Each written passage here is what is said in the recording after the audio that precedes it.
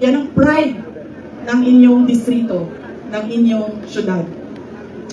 Mga kababayan, ang lahat ng ginagawa natin ay para sa Diyos, sa bayan, at sa bawat pamilyang Pilipino. Syukran.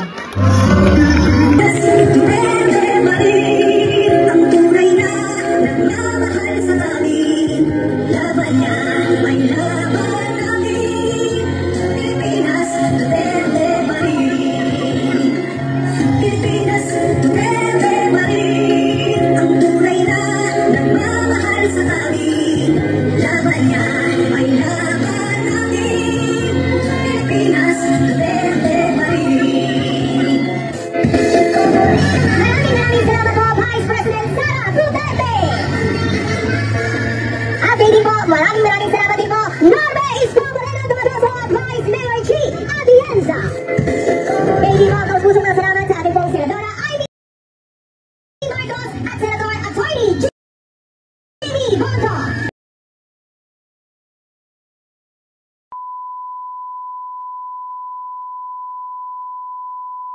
Assalamualaikum warahmatullahi wabarakatuh. Salamat po. Gabi, kaninyong tanan. Magandang gabi sa inyong lahat. Sa'y kasabot, dinhi.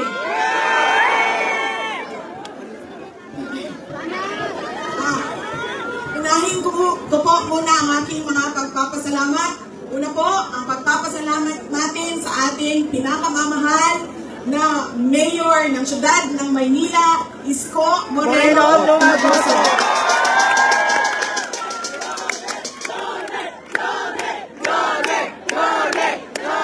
I love you po! Salamat po ako sa kanya dahil ipinahiram niya po ang inyong entablado at ang inyong mikropono para po sa mga senador ng Duterte. Maraming salamat.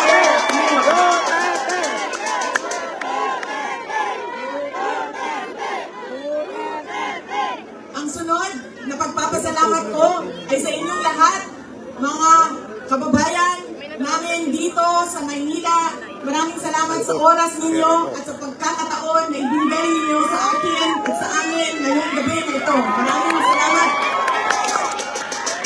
I love you! Marami sa inyo ang hindi pa, wala pa na nihapon. Tama! Naghapunan. Alam mo Marami sa ha? inyo ang hindi pa naghapunan, hindi pa nakaluto, at kanina pa dito. Mainit, pero nandito kayo para sa amin at para sa bayan. Maraming salamat sa inyo lahat. Ang susunod ko pong pagpapasalamat, mahal ko kayo, ma'am. Mahalin din natin patuloy ang ating mahal ng bayan, ang Pilipinas. I love you too. Sisterly love na ito, sis. Mahal kita! Mahal ko kayo. Kaya ako nandito. Ang susunod po na pagpapasalamat ay mula po sa pamilya namin. Papasalamat po kami sa pagmamahal at suporta na pinapakita nyo kay dating Pangulong Rodrigo Duterte.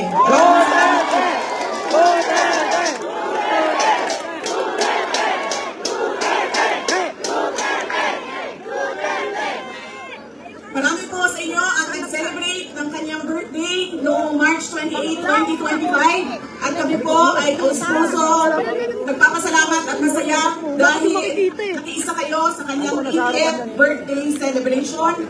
Dahil hindi po lahat tayo ay mabibigyan ng pagkakataon na umabot ng 80 years old. Kaya maraming salamat at sinelebrate nyo ang kanyang 80 years. Ang susunod na pagpasalamat ay mula po sa akin.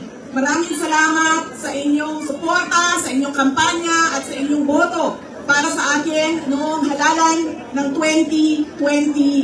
Maraming salamat sa suporta ninyo. At syempre, ang aking pagpapasalamat pa rin sa patuloy ninyo na pagtitiwala sa akin at sa aking mga kasamahan at sa aming opisina, ang tanggapan ng pangalawang Pangulo ng Pilipinas. Maraming salamat. Ang aming pong pamilya ay meron loob sa inyong lahat, mga kababayan namin, sa pagkakataon na inyong ibinibigay sa amin na makapaglingkod sa ating bayan. Dako kaayo ang amo ang utang nga kabubuton kaninyong tanan mga kaigsuonan namo. Sa higayon nga gihatag ninyo kanamo nga makaserbisyo sa ato ang nasod. Daghan kayong salamat. Ang susunod po ay mga kampanya po ako sa inyong lahat sa mga. Ngayon ko lang po yung ating opisina. Palitan natin ng scene ng Office of the President.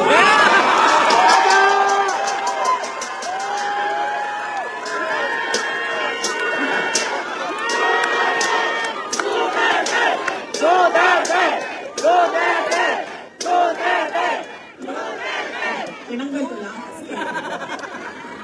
Iba kasi yung opisina, iba din yung pangangampanya. Pero kung sa Pangulo lang, pumili ka lang kayo. Si Isko Moreno o si Sara Duterte, wala kaming problema.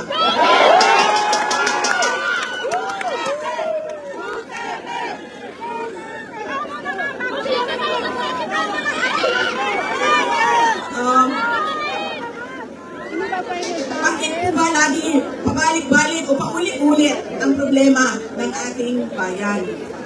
Dahil po, paulit-ulit natin sa pagpili ng ating mga leader. Sino yung binoboto natin?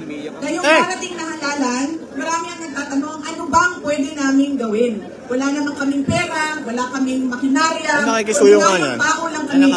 Naka-block, ibaba na konti. Sa gilid ng daan, sa ang subdivision. Pero gusto namin na merong makitang pagbabago sa nangyayari at para sa ating bayan.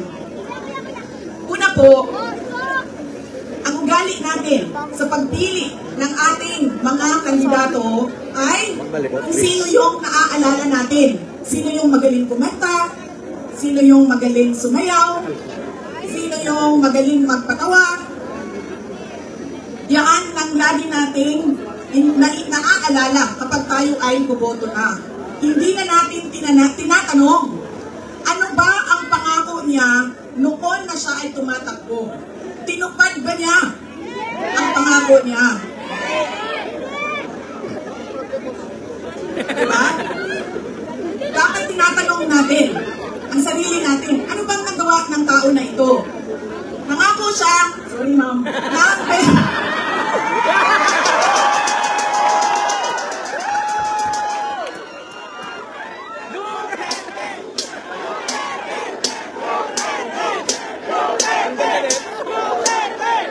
alam niyo, paano ko ba sabihin ito? Ganito. Tulad na lang na magkaibang tao kami ni Pangulong Rodrigo Duterte. Si Pangulong Rodrigo Duterte ay hindi si Inday Sara Duterte. Si Bongbong Marcos ay hindi si Amy Marcos.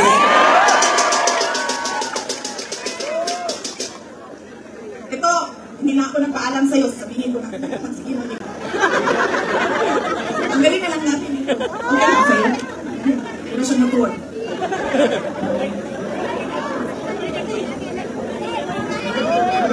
Yan na lang. Yan! Kasi makita ko na umayak na. Salamat, Martin Romualdez! Umayak niya, Sara!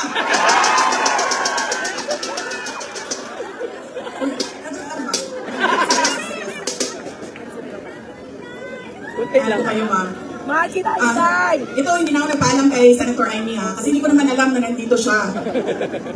Noong October 2023, pumunta ako sa kanya. Sabi ko sa kanya, pwede mo ba akong tulungan? Kailangan ko kausapin ang Pangulo.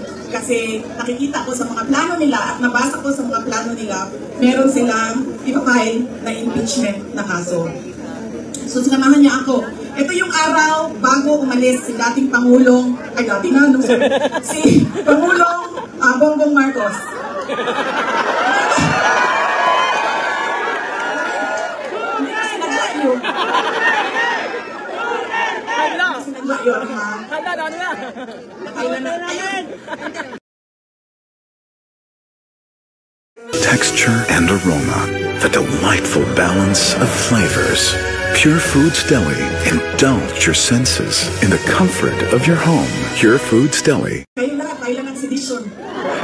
Kaso na kayo bukas. So, ito yung araw na paalis siya, papuntang Amerika. Pumunta kami, sinamahan ako ni Senator Amy. Siya yung kumuha ng oras ng schedule para makausap ko si BBM. Noong nandun na kami, binanggit ko sa kanya ang impeachment. Pero hindi yung impeachment ang gusto kong marinig ninyo na kwento ngayong gabi na ito. Doon sa pag-uusap naming tatlo, kaming tatlo lang yan pasensya na silang dalawa. Parites yung nandoon sa harap, silang dalawa. Nag-usap kaming tatlo, nabanggit ni BBM ang pag-amenda ng konstitusyon. At sinabi niya na, madami siya sinabi, pero ang gist na sinabi niya ay, we will just amend. Kasi English man sila pag mag-istorya, no? So ako dito, English. We will just amend the economic provisions of the Constitution. Nakinig ko at nakita ko talaga na sumagot si Senator Ivy. Sabi niya, that is a dangerous thing. Sabi niya, if you open the Constitution to amendments, you do not just open it to economic provisions. You open it for all amendments of the Constitution. At nagsagutan na silang dalawa sa harap ko dahil sa ating Constitution. Kaya yan ang problema ko at proof ko sa inyo na magkaiba na tao. Ibang tao si BBM, ibang tao si Amy Marcos. Okay naman, pwede ka na umalis. Wait lang, sandali. Iboto niyo ba si Amy Marcos? Okay naman, pwede ka na lumipat sa QC. Good na nito. Kalimutan ko na yun. Tatlong paalala. Hindi natin tinitingnan kung ano ba yung mga pangako niya noon. Tumakbo siya noon, may pangako siya. Binigay ba niya? Diba? 20 pesos ang kilo ng bigas. Tapos ngayon, okay na daw. After 3 years, 3 taon ng campaign promise o pangako sa eleksyon, ibibigay ngayon. Pero, ibibigay lang sa Visayas. Para bang hindi kayo nagugutom dito sa syudad ng Maynila. At parang hindi nagkukulang ang pera ninyo pambili ng pagkain. Kaya dapat tinitingnan natin. So kaya oo, kumanta oo, bakit hindi? Pero tinitingnan natin, ano ba ang pangako? Binigay ba o hindi? Bakit hindi binigay ang pangako? Dahil nagsinungaling? O dahil hindi talaga maibigay? Ha? Yan yung una. Lagi na natin bangan. Sorry, ma'am. Alam mo ha? Sorry. Kasi naman sabi ko, hindi na.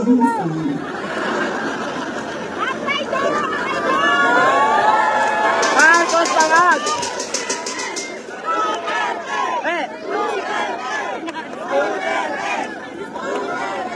Alam niyo, yung bangat na yan.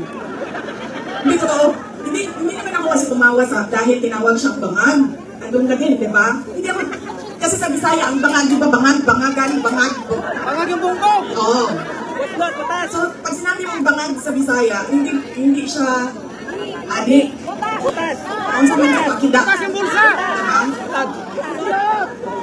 Butas yung bulsa! So, hindi talaga ako natawanan, tinawag siya bangag. Kasi sa Bisaya, ang bangag ay butas. Hindi, at saka sa slang, ang bangag is yung private part ng babae. Diba? Bangagan. Ang pinaggawanan ko, dahil ang rally na yon ay kontra sa pag-amyenda ng konstitusyon. Yun yung rally na yon. Tapos nagulat na lang kami na iba na yung napag-usapan doon sa rally. Pero balik tayo sa mga ma'am. Alam mo yun, dito kasali talaga sa speech. Sinabi sa akin ng partner ng uncle ko na noong hindi pa siya Pangulo, nung senador pa lang siya, ay bumisita sila sa bahay at inalok talaga sila ng droga. Kung hindi, yung Kapag mabigat ang trabaho, sinabi na pangalan. O, talaga. Alam mo, may malaki pang tulungan ang Maynila para sa ating lahat. Hindi nila tayo kakayanin ni Gulong, no? Baka matulad tayo kay President Duterte. Nakulong na.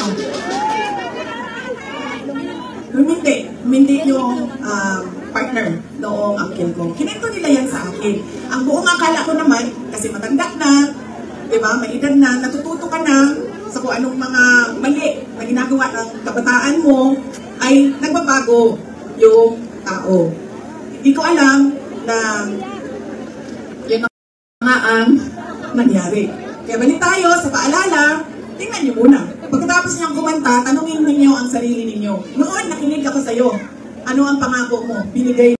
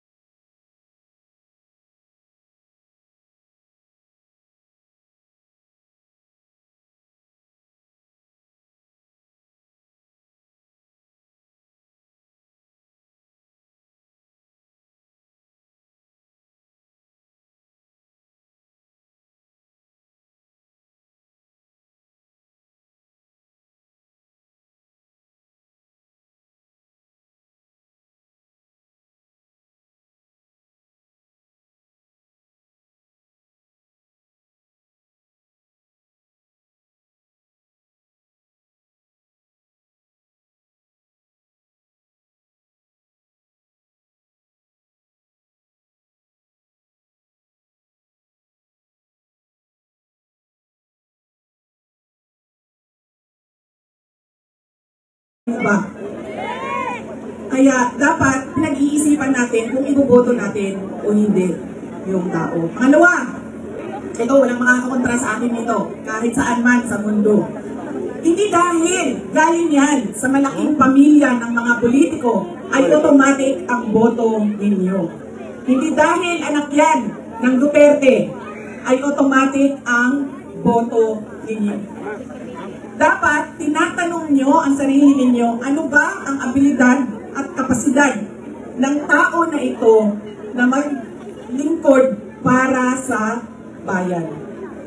Isa sa mga problema natin ay ang political dynasty. Pero hindi ipinagbabawal ang kung sino man ang may gusto tumakbo. Kaya nasa atin, nasa mga butante ang pagkilakis. Duterte yan. Anong abilidad niyan? Anong kapasidad niyan? Sino yan siya? Pangatlo, at huling problema natin, paulit-ulit, behavior, ugali natin sa eleksyon, sa halalan, ay yung palitan ng boto at pera. Dahil, ilang beses na kayo tumanggap, magkano bilihan ng boto dito? 1,000? 1,000? Grabe, 1,000 lang? Lalo na, bigas ang ano dito palitan? Ilang kilo? 5 kilo, so magkano yun? 250? Mga 1,300 total ngayon ang bili. Alam mo, lugi kayo. Taasan niyo yung presyo ninyo. Kasi galing ako doon sa Bacolod, kahapon. Tinatanong ko, magkano bili ng boto dito? Noong 2019 daw, 2,000. 2022, 3,000. See? Sabi ko, nasa rin yung presyo ninyo. Tapos nung, ito daw, itong eleksyon na ito, 2 to 3,000. Sabi ko, hindi niya pa alam kung magkano kasi wala pa namang bilihan. Pero sabi nila, 2 to 3,000 daw yung bilihan ng boto doon. Kaya kulang ang hingin ninyo. 1,300 ang natatanggap ninyo. O, hindi pa lahat. O. Bakit 1,300? Eh, ang angkap, magkano ba angkap? Di ba 5,000? 3,000?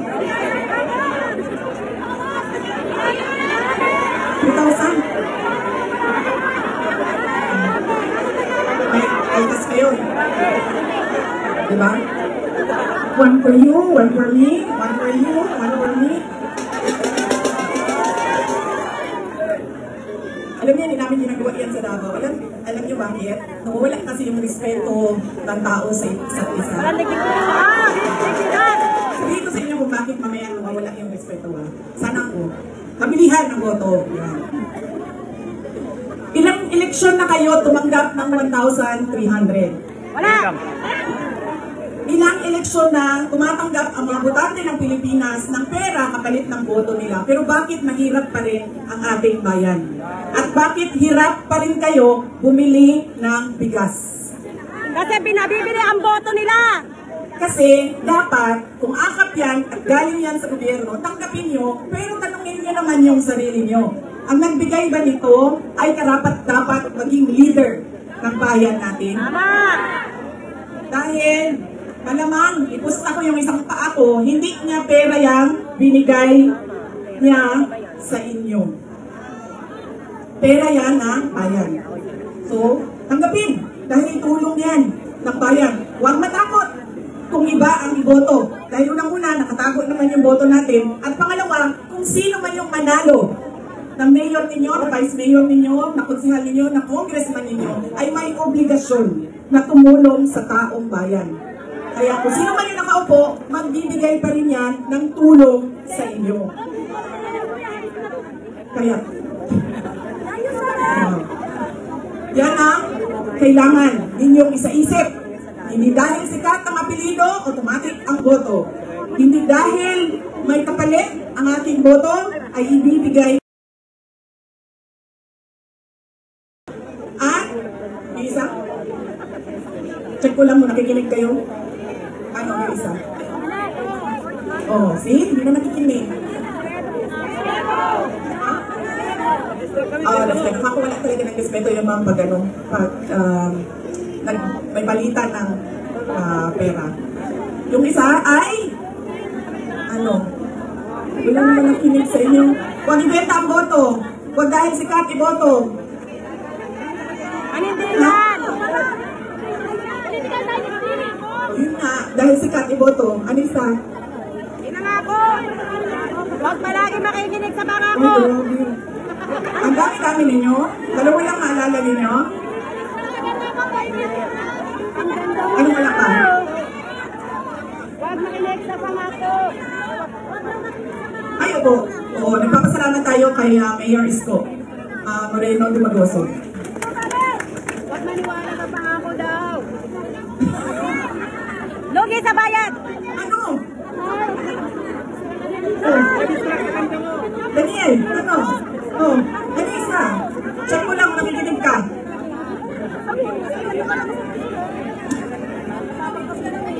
Daniel, hindi ito totoo na kilay ko ha, drawing lang ito. Drawing lang ito. Kanina, sinasabihan ko yung gumagawa ng mukha ko. Sabi ko, alam mo, para akong naglalakad ng kilay. Tapos sabi niya, hindi, kailangan mo yan. Kasi pupunta ka ng rally. Doon sa malayo, hindi ka makikita kung wala kang kilay. Sabi ko,